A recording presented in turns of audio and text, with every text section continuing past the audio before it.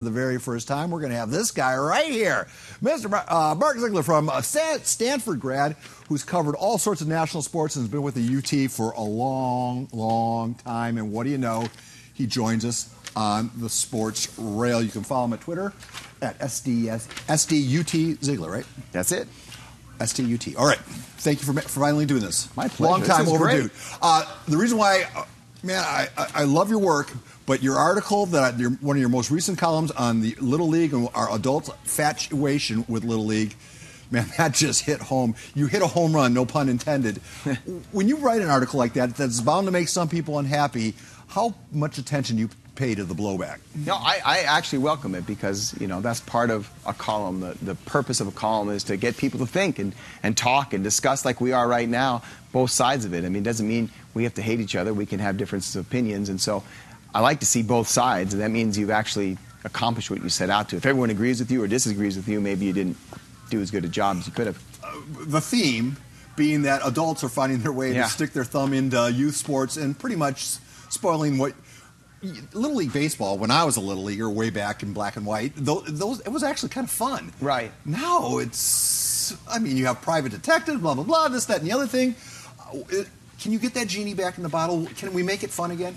I don't think so. I mean, in terms of competitive youth sports and the way that it's structured, it's for the parents. The parents are the consumers. The parents are the ones paying organizations for their kids to play.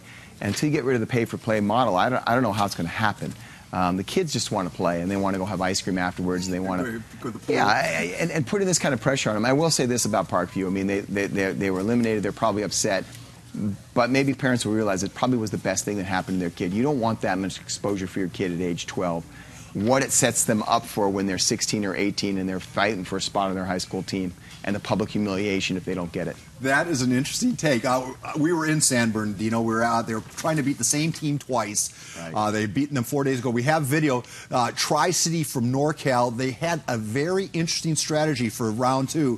Whenever Michael Rodriguez or Jose Mendoza came to the plate, even with the bases full, they walked the big hitters. It's sort of like Little League's version of Hack-a-Shack. Yeah, and if you can see, I mean, you can see how big these guys are. And this is what Little League is all about. It's right on the cusp of puberty, and you get kids who just win the genetic lottery and sprout up and are huge and might not ever, probably won't ever grow again against these little pipsqueaks, some of whom will be bigger and better than them in 4 or 5 years when they're in high school. And that's tough to deal with mentally. That's why I say it's probably the best thing ever happened to these kids not to make it. It's hard for them to realize that now, but down the road it will be. Okay, we're going to skip ahead a little bit. Soccer City and the soccer debate. You love soccer. Covered lots of World Cups. What's going to happen in November? You know, that's a good question. I think I get the sense, and we don't have any independent polls right now, I get the sense that SDSU West is probably a little bit ahead right now. The big question is, will one of them get to 50% that they need to get to? And that would be the big question for SDSU West. I think they'll have more votes than Soccer City. The one thing I will say is I think, and one of the messages that haven't gotten out there that much, is I think the SDSU West program is also about soccer. Their stadium's designed by the same company that designed the last, I think, half dozen MLS stadiums. And from what I understand, I don't want to break any news here, but I think the San Diego State folks have spoken with some people in and around MLS, not directly, but in and around prospective owners maybe down the road about maybe bringing a team here if they win. And so I don't think it's only about Aztec football. I think there's a soccer component to it as well. We had the mighty Quinn, Brian Quinn, USD coach and soccer icon. Of course you do. I asked him the same question months or weeks ago. Here's what he had to say about who he was rooting for.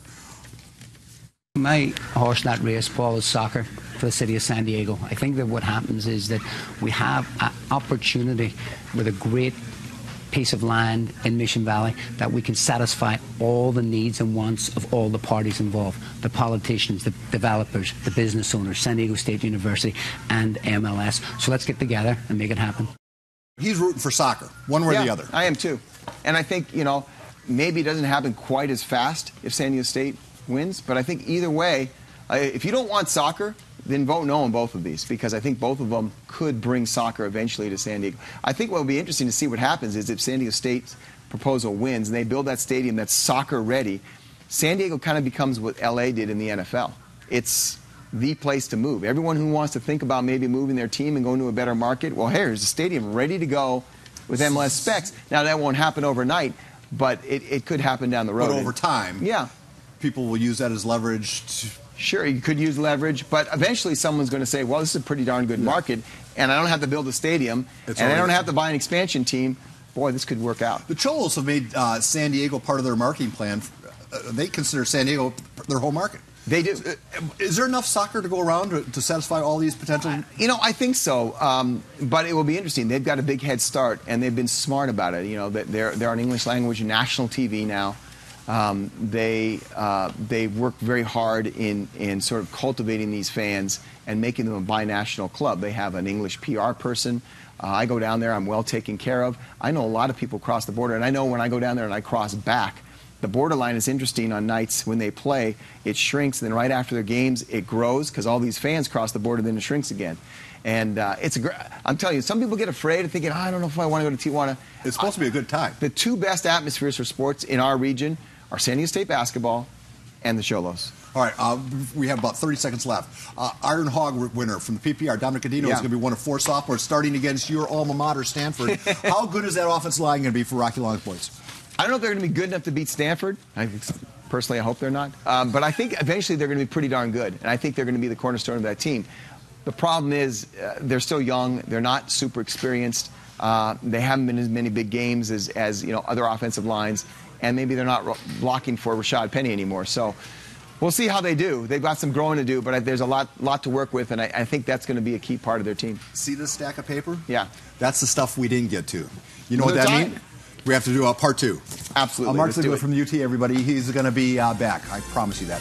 Here's what we're doing tonight on the PPR. We're going to be at all those schools. Maddie Sinclair has a great story on a local bowler who's making her way to the big time. It's all come your way on the one, the only, the All Sports Report. The 5 p.m. newscast is now officially over. The KUSI News at 6 is steaming around the bend. Hope you stay tuned.